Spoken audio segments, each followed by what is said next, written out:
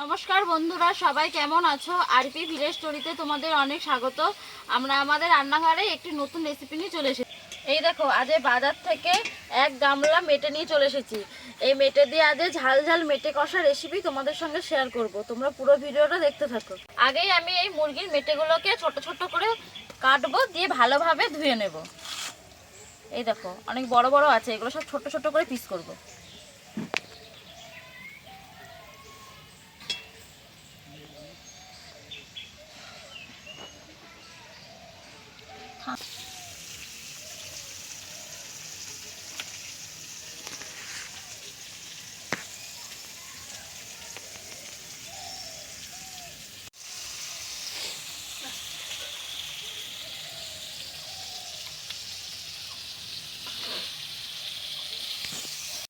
পায়েল এদিকে মেটেগুলো আমাকে ধুয়ে দিয়েছে, আর এদিকে আমি রান্নাটা শুরু করে দিই।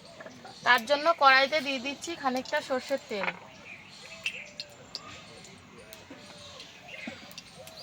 তেলটা গরম হয়ে এসছে, এখন আমি দিয়ে দেব খানিকটা পেঁয়াজ কুচি। পেঁয়াজ কুচিটা দিয়ে খুব ভালো করে ভেজে নেব আগে। আর তুই ওইদিকে আমাকে আদা রসুন আর কাঁচা লঙ্কাটা বেটে দে।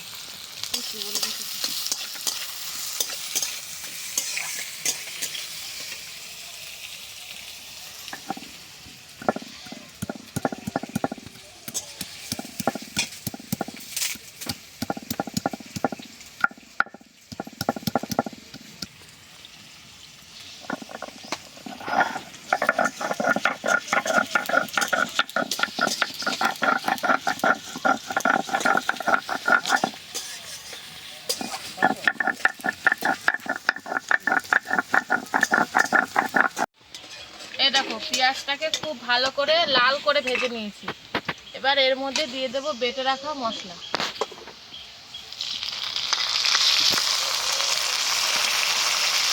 তার সাথে একটা টমেটো কুচিয়ে রেখেছিলাম, সেটাও দিয়ে দিলাম। এবার এই আদা রসুনের কাঁচা গন্ধটা না যাওয়া অবধি একটু কষিয়ে নেব।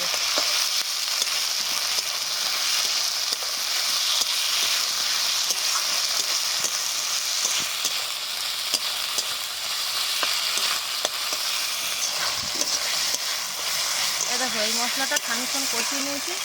এবার বাকি গুঁড়ো মশলাগুলো দেবো। এখানে আছে জিরে আর ধনে গুঁড়ো। দিয়ে দিচ্ছি পরিমাণ মতো হলুদ, স্বাদ মতো নুন, আর দিচ্ছি খানিকটা লঙ্কা গুঁড়ো।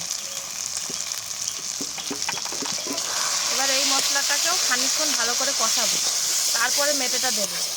মেটে বেশিক্ষণ কষানো যাবে না। এই দেখো, মাংসের মশলা খুব ভালো করে কষিয়ে নিয়েছি। মাংসের মশলা থেকে তেলটাও খুব ভালোই ছেড়েছে। এবার মেটেগুলো আমি দিয়ে দেবো। মেটে দিয়ে আর খানিকক্ষণ কষিয়ে তারপরে জল দেবো। মেটে দেওয়ার পরে বেশি তাড়াতাড়ি নাড়া যাবে না, হালকা হাতে নাড়তে হবে, নাহলে মেটেগুলো ভেঙে যেতে পারে।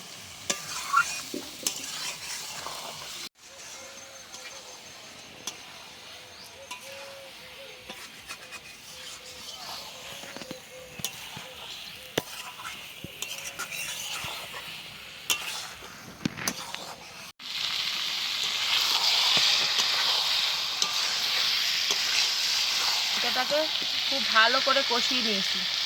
এবার পরিমাণ মতো জল দিয়ে দেবো। জলটা অল্পই দেবো, কষা কষা হবে।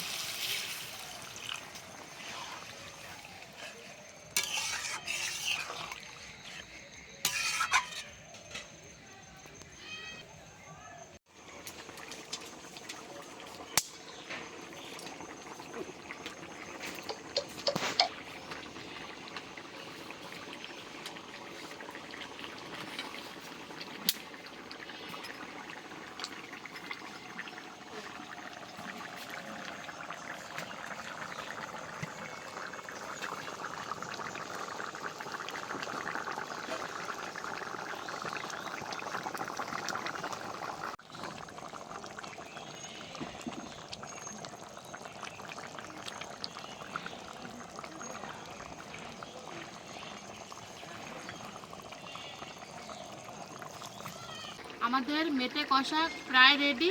এবার খানিকটা ধনেপাতা কুচি দিয়ে নামিয়ে নেব।